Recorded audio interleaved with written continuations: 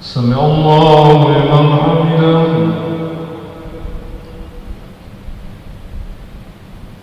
اللهم اهدنا فيمن هديت، وعافنا فيمن عافيت، وتولنا فيمن توليت، وبارك لنا فيما أعطيت، وقنا برحمتك شر ما قضيت.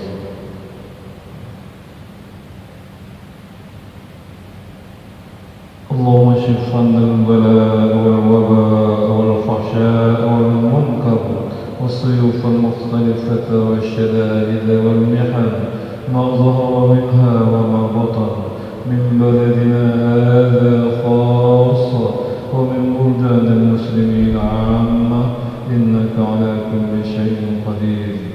وصلى الله على سيدنا محمد وعلى آله وصحبه وبارك وسلم. الله